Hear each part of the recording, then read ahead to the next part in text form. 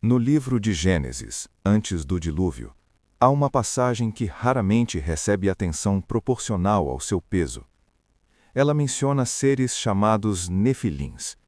Não explica muito, não desenvolve, apenas registra sua existência.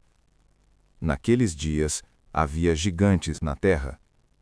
E depois, silêncio. O livro de Enoque expande essa lacuna. Segundo ele, os Nefilins não eram simplesmente homens grandes ou guerreiros lendários. Eles eram consequência, resultado de algo que não deveria ter acontecido. Os vigilantes, anjos que ultrapassaram limites, uniram-se às mulheres humanas. O que nasceu dessa união não era totalmente humano nem totalmente celestial. Era híbrido, instável, poderoso. Os Nefilins são descritos como gigantes, mas o tamanho físico pode não ser o ponto principal. O que o texto sugere é algo mais profundo. Eles representavam uma alteração na própria ordem da criação. Eles consumiam além do necessário, dominavam além do justo, impunham sua presença sobre a terra de forma desequilibrada.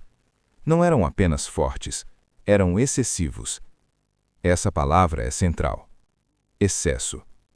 O livro de Enoque descreve que os Nefilins devoravam tudo ao seu redor: recursos, animais, humanos. Quando nada mais restava, voltavam-se uns contra os outros. O mundo, segundo o texto, tornou-se pesado demais para sustentar aquilo que havia surgido. Não é apenas uma história de violência, é uma história de ruptura estrutural. Se os vigilantes representaram a transmissão indevida de conhecimento, os Nefilins representam a consequência visível dessa transgressão. Eles são o efeito material de um desequilíbrio invisível. E isso muda a leitura do dilúvio. O dilúvio, nesse contexto, não é apenas punição moral, é reinicialização, correção de uma distorção que não poderia continuar. Mas há algo ainda mais inquietante. O texto bíblico afirma que, naqueles dias, havia gigantes na terra, e também depois. Essa frase abre uma possibilidade desconfortável, a de que o problema não foi totalmente resolvido.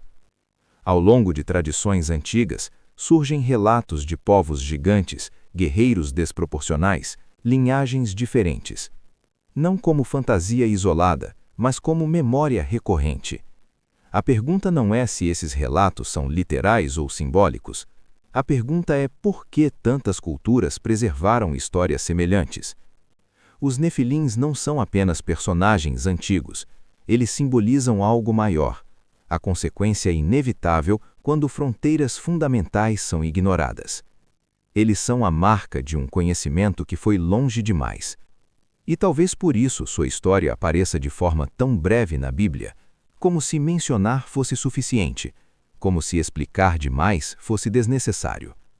Algumas coisas são registradas não para serem detalhadas, mas para serem lembradas. Se os vigilantes cruzaram um limite espiritual, os Nefilins representaram a materialização dessa ruptura. Eles não eram apenas grandes, eram deslocados, não pertenciam totalmente ao céu, nem totalmente à terra, e essa condição híbrida é o ponto central da inquietação. A criação, segundo a tradição bíblica, segue distinções claras: céu e terra, humano e divino, criador e criatura, cada coisa em seu domínio, cada natureza dentro de seus próprios limites. Os Nefilins quebram essa separação. Eles não são uma nova espécie criada por Deus, são resultado de uma união que não foi autorizada. Isso muda completamente o peso da narrativa. Não se trata apenas de pecado moral, trata-se de alteração da própria arquitetura da vida. O livro de Enoque descreve que com o surgimento dos Nefilins, a terra começou a se corromper, não apenas pela violência, mas por uma mudança na própria estrutura do mundo, como se algo tivesse sido introduzido fora do ritmo natural da criação. Há um detalhe que muitas vezes passa despercebido. O texto afirma que toda a carne havia corrompido o seu caminho sobre a terra. Não apenas os homens, toda a carne. Essa frase sugere algo mais amplo do que comportamento humano, sugere distorção da ordem biológica, espiritual e estrutural. Como se a mistura não tivesse afetado apenas indivíduos, mas o próprio tecido da realidade. É por isso que o dilúvio aparece como resposta. Não como vingança emocional, mas como contenção, como tentativa de restaurar a separação original entre aquilo que deveria permanecer distinto. O medo implícito na narrativa não é apenas o da violência dos gigantes, é o da perda de fronteiras. Quando categorias fundamentais deixam de existir, o mundo se torna instável. O híbrido, nesse contexto, não é apenas diferente, é perigoso porque rompe limites estabelecidos. E isso ecoa em muitas tradições antigas. A mistura indevida entre humano e divino, entre mortal e imortal, quase sempre resulta em desequilíbrio. Não porque a diferença seja má, mas porque a ordem foi alterada sem autorização. Os Nefilim simbolizam esse ponto de não retorno. Eles são o que surge quando conhecimento, poder e desejo se unem fora do tempo correto. São força sem medida, presença sem proporção, existência sem lugar definido. Talvez por isso o texto bíblico seja tão econômico ao mencioná-los, como se descrever demais fosse dar espaço demais àquilo que já representava excesso. O que a narrativa deixa claro é que o problema não foi apenas o surgimento de seres poderosos, foi o surgimento de algo que não deveria ter sido possível. E quando algo impossível se torna real, o mundo inteiro precisa se reorganizar. O texto bíblico afirma algo que quase sempre passa despercebido. Naqueles dias havia gigantes na terra, e também depois. Essa pequena expressão carrega um peso enorme. Se o dilúvio foi uma reiniciação, uma tentativa de restaurar a ordem original, por que o texto sugere que os gigantes reapareceram? Como algo pode sobreviver a uma correção tão radical? O livro de Enoque oferece uma pista inquietante. Ele descreve que após a morte dos Nefilins, seus corpos pereceram, mas seus espíritos permaneciam. Não pertencendo nem ao céu nem à terra, esses espíritos vagariam como forças inquietas. Não mais gigantes visíveis, mas presenças invisíveis.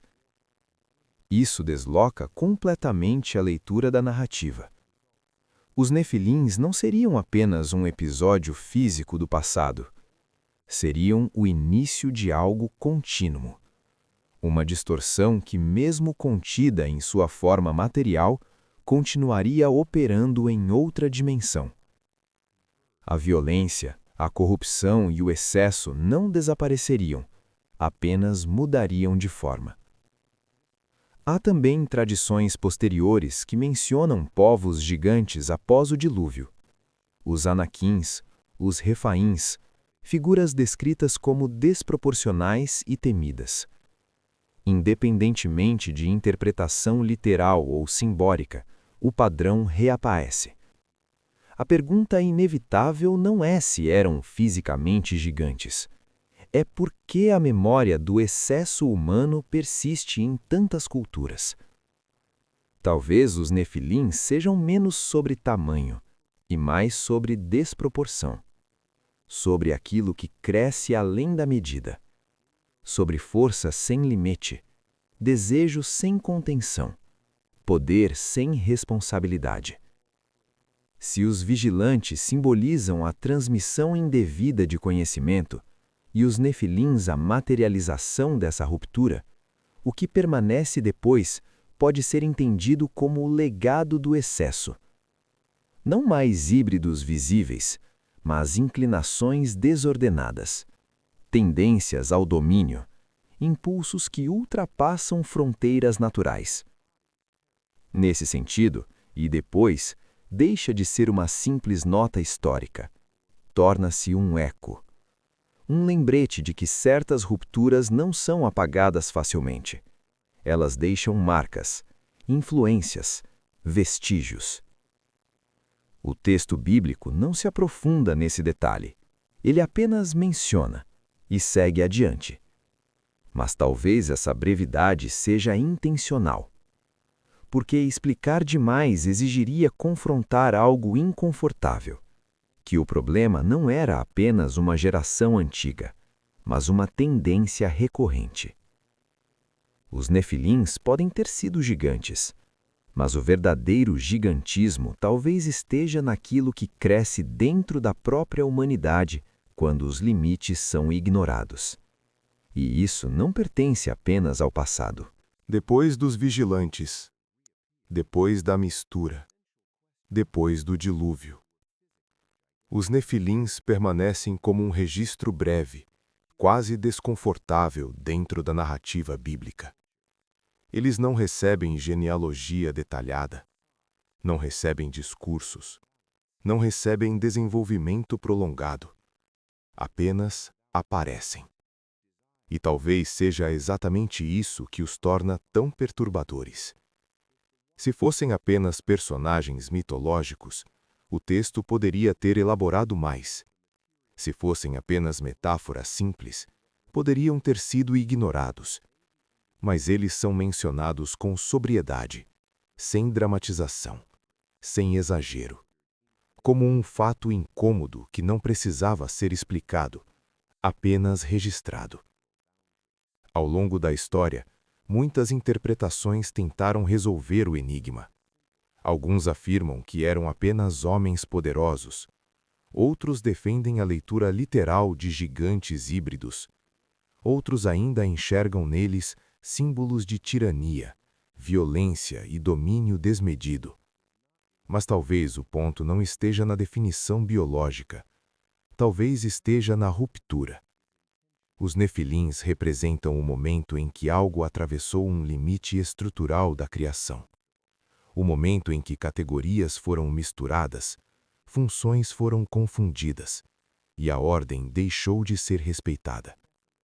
Eles são consequência, não origem. São o resultado visível de uma decisão invisível. E é por isso que o dilúvio não apaga completamente sua memória. Porque a narrativa não está preocupada apenas com seres específicos, mas com um padrão. O padrão da transgressão que gera excesso, do excesso que gera corrupção, da corrupção que exige correção. Os nefilins são o retrato de uma humanidade ampliada sem maturidade suficiente, força sem medida, conhecimento sem preparo, presença sem limite. E talvez o detalhe mais inquietante seja este.